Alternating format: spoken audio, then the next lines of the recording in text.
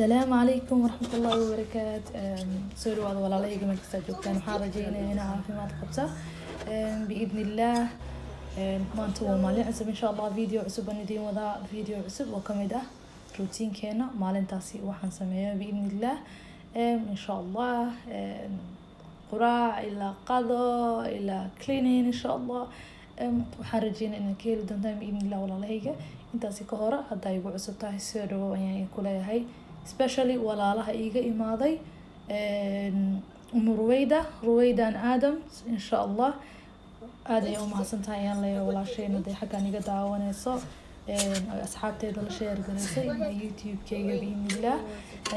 soo dhawaada mar koowaad iyo mar labaad biidnillah xagga saa waa arkaysaan waa subaxii insha Allah aniga Saciid ayaa quraac sameynayna saakay waxaan u sameynayaa muffins ama kun iyo qudaar la isku daray la isku karin doono insha Allah xagaasi waxaan ku haysanaa waa 2 ukun iyo butter aan soo dhalaaliyoon isku mix gareynay kabacdi waxaan ku darnay cheese aan ku darnay iyo filfil yar iyo wax yar oo cusub ah kadib ma sha Allah Saciid ay caawinaya hilibkaas isaga inuu caawiyo especially marka dhahdid waxaan ku sameynayaa waxaan sameynaa kaali caawi oo ku caawinaya cuntadaanayta waa cunto ukun iyo qudaar iyo cheese laga sameeyay waa quraac ka dhigan kartaa casha ka dhigan kartaa especially ciyaalka hadii ciyaalkaada yihiin ciyaalan qudaarta cunin sida waxay ku sahlaysaa inay qudaarta cunaan iyagoona dareemin hadii ninkay qudaarta ma cuno laakiin markaas aan ugu sameeyo waa cuna insha Allah kabacdi waxaan ku daray spinach iyo carrot iyo bur aan ku daray bur oo wata baking soda biidnillah sabab fruit recipe darabtan waa in la share gareyn doona biidnillah xag hoose igu soo qoro kabacdi waxaan ku shubnay traygas lagu bake gareeyo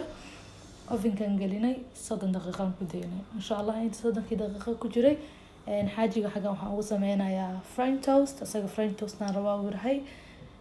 so waa ukun french toast hore aan soo galiyay videogayga hore hadaa ku daawateen waa 2 xabo ukuna cinnamon ku daray iyo qorfo iyo in yar oo caano ah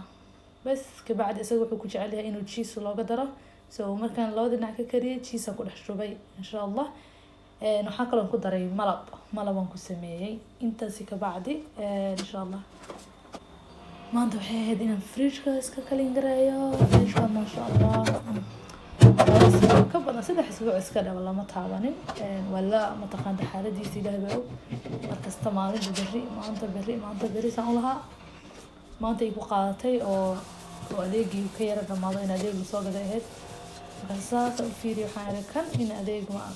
waa in la kalin gareynta adeegka lagu shubo lahaaye marka waa kaas aniga iska tirtiraayo ma sha Allah وسو دمي لكن ما شاء الله كسا دالا لك سوري ما عرفتين دالا السو كلينجري لك هايدين ساي ما عرفت وحيا بقار الله يدين تسين لكن ما يدين سمات كذا فريج كلين وايد لكن محاش يعني متقاطع كذا فيري قروح هذا ما شاء الله